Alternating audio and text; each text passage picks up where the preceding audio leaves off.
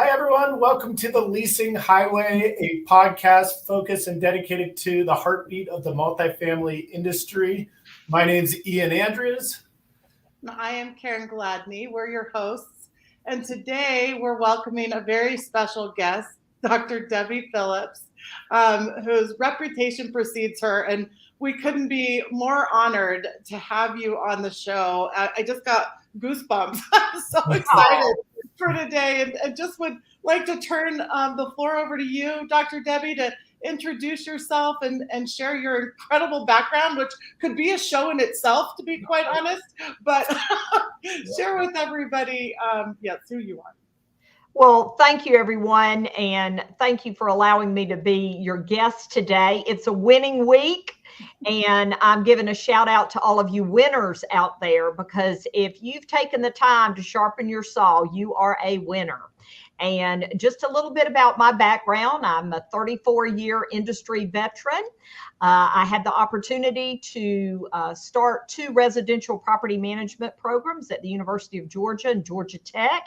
And I teach at several online universities. Currently, I'm teaching real estate at Portland State and have taught construction management at the New School of Architecture and Design. So what I am most passionate about is growing leaders. And so my background, as I mentioned, spans over 34 years. But what lights me up every single day in this $3 trillion industry that we work in is to find one more heart. As Karen and Ian said, the heartbeat of our industry is finding people on the front line. Because if you're joining us today and you're on the front line of our industry, you are the reason we exist. So I'm just excited about being here. And my work is really in the intersection between education, workforce development, and real estate. So that's where you find Dr. Debbie. Wonderful. Yeah. Such a great perspective. I mean, I think this industry is just so special because there's so much opportunity from starting on the front lines to rising up and running the largest companies in the world. And so I think myself, Karen, and a ton of people we know all started on the front lines. And as long as you have that passion and fire to keep growing, just like you said, that's really the heartbeat of this industry. And really throughout your career, 30 plus years in the industry, I'm curious and for you to describe that evolution of the multifamily industry. How has it changed and grown since you started? Well, certainly, and you and Karen can attest to this. I mean, technology has been probably one of the greatest and most significant, improvements or catalysts for this industry. But I would also say, the intersection between public and private partnerships. There's very few deals that get done today without, public participation, whether it be someone that's voting for the zoning, or whether it's someone on the back end that says, hey, we offer natural amenities to our communities. So I would say that this evolution of our industry has certainly been driven by technology, but it takes everybody at all levels. So really and truly, I am so optimistic about our industry and where it's going. Everybody has to have a place to live. And, the founder of Chick-fil-A said food is essential to life. Well, Debbie Phillips says housing is essential to life. Let it be good. And so that's what I think has really, driven our industry. Yeah, so true. I remember carbon copy paper guest cards. So you had the 3-ply. Yeah, absolutely. And what was the ledger cards for our service requests and all those 3-part maintenance request forms. Yes. Yeah, exactly. Absolutely. But to your point too, I think too, we've gone from the mom and pop perspective from people to a truly professional industry that other industries now look to us, from customer service approaches to technology and what we're doing versus the other. And you said it earlier, Dr. Debbie, you talked about people, and I'd just like you to expand on that a little bit more about the importance of companies' human capital, and the people within organizations.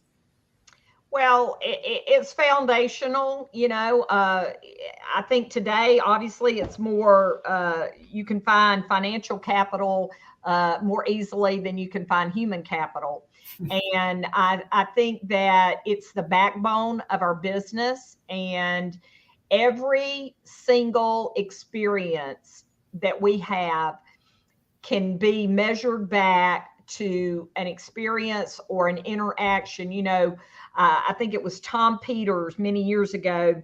He wrote that great book, In Search of Excellence, and he talked about moments of truth. And he said, anytime a person comes in contact with a product or service and they continue to say, I want more of it, that creates that moment of truth. And as much as technology is interwoven into our business, we are highly dependent on the actions and interactions of our team members. And I speak all over the country about high performing teams. And I think that's what makes our industry so rich and rewarding, is that it's different than commercial real estate. People go home at 5 o'clock, and in our industry, people come to us at 5 o'clock, that. And I think that is the beauty of what we get to do each and every day, is we get to interact with our team members, our residents, our owners, and our stakeholders. So human capital to me is the essence of what we do. We sure do wear a lot of hats. We do. Yeah, absolutely. Yeah. So, over time, you mentioned technology coming in and how it's changed and how we approach the industry, and curious, is there anything you feel that we've gotten away from that we need to get back to doing as an industry? We need to stop multitasking. And we need to, as much as the business is pressured by owners' demands, clients' demands, getting out the reports, and, I think we need to slow down. I think we need to pay attention. Mary Kay Ash said in one of her books, the single most important person is the person in front of you.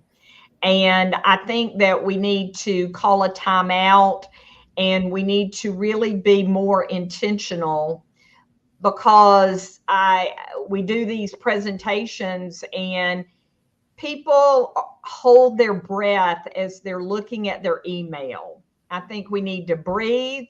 I think we need to value the one-to-one relationships, the person that we're talking to, our audience today. I just can't say how much I appreciate you tuning in to this presentation, because it speaks so loudly about where you're spending your time, your talent, and your treasure. So I think we need to pull the plug sometime on technology and plug into the people and the conversations that are in front of us.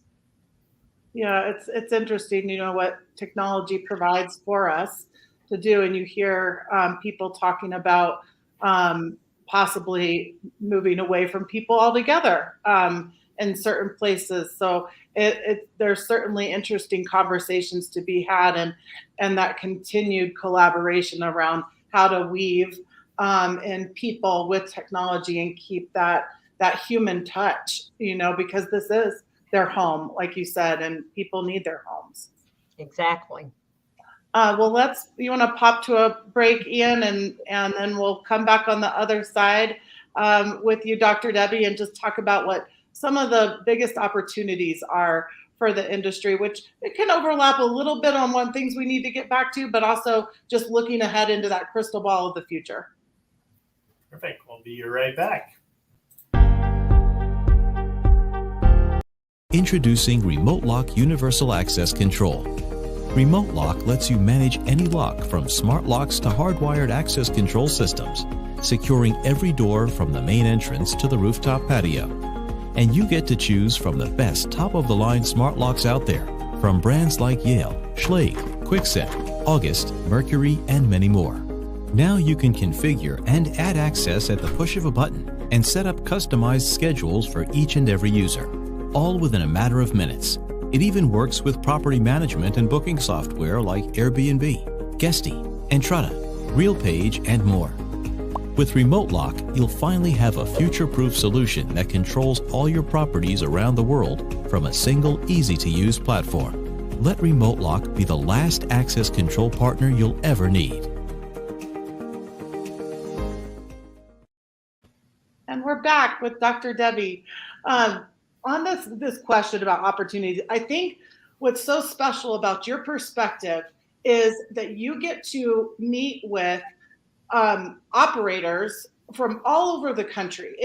It's different than being in a silo of a large management company, and that's what you're surrounded by. For you to have the exposure across the industry and even outside of the industry, like you said, teaching people who want to be future leaders in this industry is a really neat. And so I'm excited to hear your feedback on our biggest opportunities. Well, and I was sharing with you and Ian as we were preparing for our presentation, I never like to call a company a vendor, like a supplier. I call them a partner, because if you've got a vendor, you probably have the wrong one. In life, you want partners. My mentor, George Lane, he passed away a few years ago, but he would always say, you want to have a foxhole friend. You want to have friends that will be in the foxhole with you. So I think the opportunities are continue to go deeper with partnerships. I use, and in preparing for this, I talk about heart work versus hard work. And I have this little acronym, and I just want y'all to indulge me for just a second, because when you talk about heart work and you talk about opportunities for partnering, I think the H is kind of handle all matters with care. When somebody brings you an opportunity, you got to be a good steward of that, that gift that you're given. So handle all matters with care. Engage stakeholders early and often. The A is kind of acknowledge, and the R is recognize and reward the differences that people bring to the table. Early in my career, I used to think I had to have the whole stage. And now I'm like, who do I want to share this stage with? And this is just a wonderful example of our presentation today, is that we come together because, number one, we care about each other. We want to elevate. We want to expand. And then the T in heart is thank people often.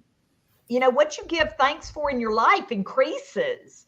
I'm thankful for this. I don't want this to be a one and done opportunity. I want to be a be back. I want to be a boomerang where I get to come back and be another speaker on a given day. But I think that the opportunities for our industry is to look in other industries, hospitality, retail, food service, healthcare. I just want to give you one other example. Is there's a great book called When Patients Come Second. In the healthcare industry, we are seeing mass exodus of nurses and healthcare workers. And this is probably not just because of the pandemic, but I think we need to really be intentional the way we take care of one another. Bill Marriott said, you take care of the employees and the employees will take care of the guest. Mm-hmm. So that's a long-winded answer to, our biggest opportunities, but it is to build a bigger tent. Yeah, no, I think that is so well said. I love I love your acronym for HEART. I'm going to have to get that. I'm going to have to watch this again. And I have a slide for it. I'll send it to you. Okay. And I'm not brown nosing. I mean that. I really like it. Yeah. It's great. I think, I love what you said there, and just, really understanding why we're in this industry. I think really, I think the vast majority of people who are in this industry are in here because they want to help people. We understand that this is where people live, their biggest expense on a monthly basis, and truly want to help. And I think so much of the outside viewpoint of our industry is the money hungry landlord. But the reality is that I think continuing to show how important this work is for us and the heart that is within it. So love what you said there. So want to ask you about a different topic here that I know is one of your expertise. So I'm very excited to hear your answer on change management. It's hard for anyone, and curious on, what are your tips for how to help teams adopt new technology, process, customer experience? You talked a lot about how technology is playing, but going in and causing us to have too much going on at once. And just curious, what are your tips and tricks to adopting new tech? Well, change management, I always say the only person that's really comfortable with change is a wet baby. Everybody says we won't change, but then when we have to put the trash can on the other side of the desk and we're tossing the trash, we realize, hey, the trash ends up on the floor and not in the can. And I use an analogy too, that change is very much like threading a needle. It's very tedious. Mm-hmm. And if you look at change management models, probably the simplest change management model comes from a guy by the name of Lewin, Lewin. And he talks about change management, freezing, unfreezing, and refreezing. And I think that we have to look at continuous improvement. Look at the barriers that we can take away. And so all of you leaders in this call today, I want you to ask yourself, what is the one thing that I can take away? I'll sum it up called addition through subtraction.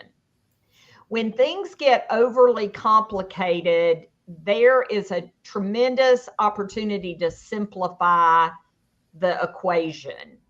And I think change management goes hand in hand with continuous improvement. If you look at the work of Simon Sinek, he says, start with why. Why do we need to change this? And if you can answer why before the what or the how, I think that will help. I think the other thing is, if you look at Spencer Johnson and Who Moved My Cheese, once you make up your mind that you're going to go after new cheese, you can leave old cheese behind. And I think sometimes I've had to just cut off any other, I call it burning the boat. I have to burn the boat because there's no turning back. If you turn that off and you make up your mind that I'm burning the boat, that I'm going forward and there's no point of return to the old way, I think that has a lot of power in its meaning. So my takeaway for all of you that are dealing with change management, ask yourself, why are you doing it to begin with? Number 2, think about continuous improvement. That's not what you do well. Continuous improvement is about removing the barriers that free you up to do your best work. And number 3, how do you process that? Meaning there's no substitute. And if I learned anything at Georgia Tech during my PhD, was everything at Georgia Tech had to be put through a flow chart, a process. And coming to Georgia Tech, I was not a process thinker. I was kind of all over the map, and I would, go from A to Z, and then I might fill in with a K or an L. But they don't let you out of there if you are not process driven. It's an engineering school. And it was very difficult for me to change my way of thinking. But honey, if I can do it, anybody can do it. And so I want you to think about change management not as your enemy, but as your friend. I think that's super important because there is that almost muscle reaction, aversion when we have to go through change. And I really think it was profound what you said about burning the boat. You even see it with some of these systems like Salesforce. Do you want to fully switch to the new one, or do you want to keep the other one? No, you got to cut the cord. Right. Absolutely. Burn the boat. Yes. No, that is key. Dr. Debbie, you are no doubt an influencer in this industry. I mean, it is, again, it's just really incredible, all the lives you've touched, and your comment about being in the now with people and that person being most important in front of you for sure has resonated with everyone you've touched in this industry. What do you attribute your success to for being a thought leader and being a caretaker and an influencer? Number one, I was truly blessed by being around educators. My parents were educators. My life was profoundly impacted by a powerful mentor. And I will tell you, and I want everyone on this call to think about being a go-giver, not just a go-getter. And, Zig Ziglar said in life, you can have anything in life you want as long as you help others get what they want. And when you take the attention off yourself and you park your ego at the first available spot, and you realize that your life will be radically changed by the people that you bring around you. And I just want to help everyone in the presentation that's listening to this podcast today.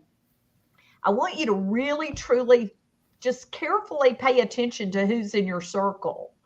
I have been extremely fortunate to be around positive people, to be around people that inspire me.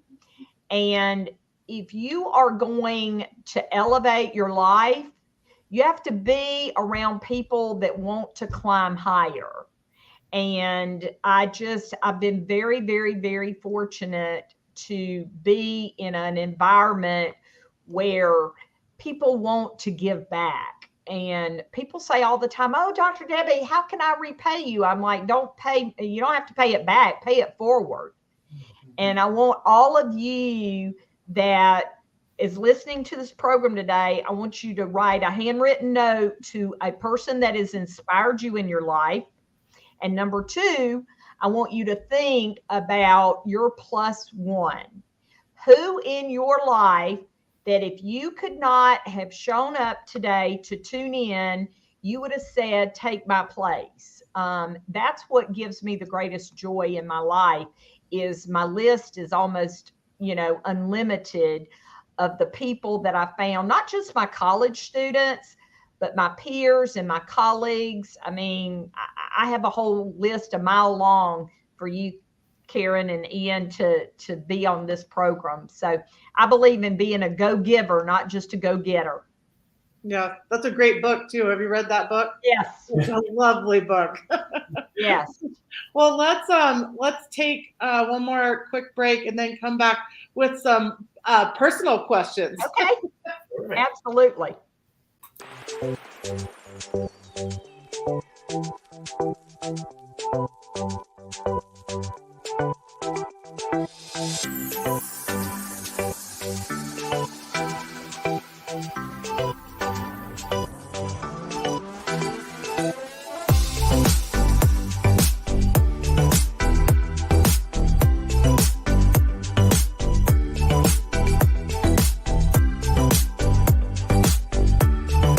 Welcome to your beautiful new apartment home here at Gables Point 14. As you can see, we're featuring this beautiful one-bedroom den.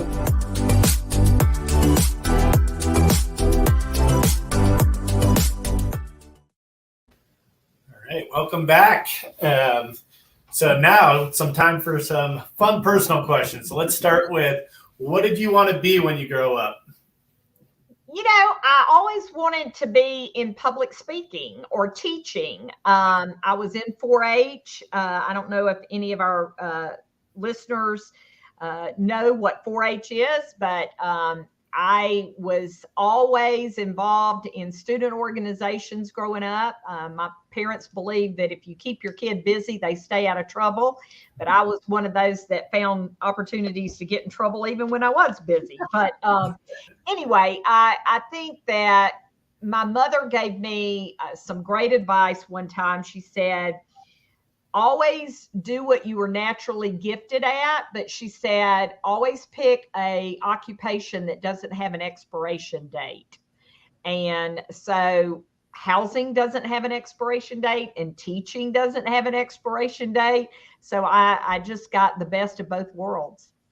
That's very lucky from an early age, just to hone right in on that. Karen, I believe there's a difference between a job, a career, and a calling. And I encourage everyone that I want you to pay attention to your calling. You know, a job comes and a job goes, and we may have multiple careers, but I really encourage people to really think about, what is your calling? That's beautiful. That's so true. Talk a little bit about what you like to do to recharge and fill up your love tank. Well, I love traveling. I love reading, and I love wineries and spas. I am a spa junkie. So I just, and everywhere I go, I take these Believe and Succeed cards. And so my husband said, one day when I'm like 90, I'm going to be on Good Morning America or something, and somebody's going to find these Believe and Succeed cards stuck somewhere. But what really energizes me is listening to people's stories, because we all have one. Mm-hmm. And I love to travel. Yeah, do you have a favorite place? Well, I love Napa, and I love Italy, and I could go on and on and on, but I'm looking forward. Even though I teach at Portland State, I've never been to the Oregon wineries. So I keep asking my department chair at Portland, don't I need to come out there in person? I told my students, I said, write that in your course evaluations that Dr. Debbie needs to come teach in person. So, but that's what I like to do. That's lovely. Awesome. All right. Let's go pick one, either first concert or first email address. My first concert was Atlanta Rhythm Section. And I remember that I got to wear my Faded Glory blue jeans, and the bell bottoms were probably, 12 inches long. And now that they've come back in style, I'm like, hey, everything recycles. Yeah, that's right. I love it. I love it. Ian, do you remember what your first concert was? Mine was the Red Hot Chili Peppers. Woo! Okay. Well, that's a good one. Mine was George Michael. Okay. All right. Our walk-off home run question, Dr. Debbie, is what advice, and you've given a lot of advice, and thank you. But for somebody coming into our industry at whatever spot, we have people join our industry fresh and new to the multifamily industry in a VP role, in a leasing role, in a service supervisor role. So for those folks coming into our industry fresh, what would your advice be? Create a board of trusted advisors. You're the CEO of YOU. And you don't know it all, you can't know it all, and you shouldn't know it all. And I just recommend everyone to create a board of trusted advisors, the people that will tell you the truth. And I just say, be the CEO of YOU. Show up for yourself, advocate for yourself, do the work, but I will tell you that the only place that success comes before work is in the dictionary. So you got to do the work and be a person of integrity, do what you say you're going to do and create that board of trusted advisors, because it's all about net weaving. And again, Karen and Ian, today was my blessing that y'all asked me to be here. And so if we've helped someone or inspired somebody, then we've done a great day's work. Well, you've inspired me. Likewise. I'm touched. I mean, this has been really great. And there have been so many sound bites and morsels to grab from just this little chat. So thank you so much, Dr. Debbie, for spending time with us and the people who are tuning in. And look forward to meeting you in person. Absolutely. Well, we will find the time to catch up in person at the next conference. So yes. Thank you, everyone, and continue to live inspired. Wonderful. Bye, everybody. Bye.